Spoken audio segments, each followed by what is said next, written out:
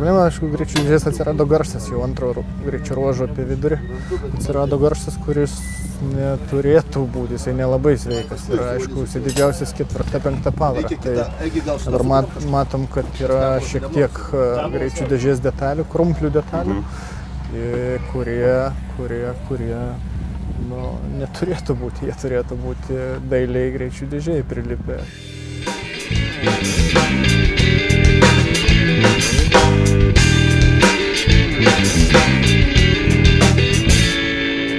Mr. Brown and Macy. Toliau, kaip dešinys 4 per kabinį ir dešinys 5 plius žemyn. Dešinys 4 per kabinį ir dešinys 5 plius žemyn. 50. Dešinės 2 per kabinį 30. Kairys 3-4 ilgas.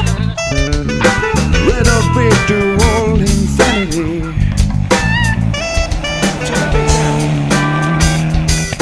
Ta problema nebuvo tokia, kuri neleistų tęsti lenktynių. Aišku, jis leido tęsti, bet su trukdžiais 4 pavaros negalėjau naudoti. Faktiškai 3 naudojau ir 5, kas kainavo laiko. Ir, vadinkim, užtikrintumo važiavime nebuvo, nes kartais 5 pavarą atvažiuojant į tokį posūkį kartu turi važiuoti 4. Ir dar ypatingai ant mano to kelio nešvaraus, ant tos slidžios dangos, toks mažas iššūkis ir tokia maža loterija, ar užteks galios, ar užteks sukimo momento ar ne, bet visgi davažiavam ir maža pergalė. Paskutinis 10-50 tiesiai. Kairys 5 plius, per kabinę finišas.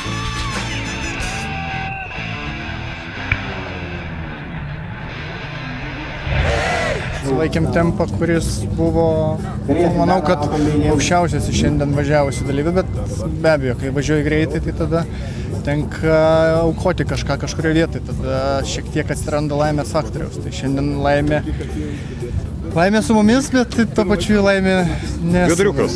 Tai mes, aišku, labai patenkinti po žiemos, kad reabilitavomės, kad laimėjom Lietuvos etapą, kad grąžinamės atgal čempionų taurę, kurios nemačiau jau 2 metus, tai vėl draugausim.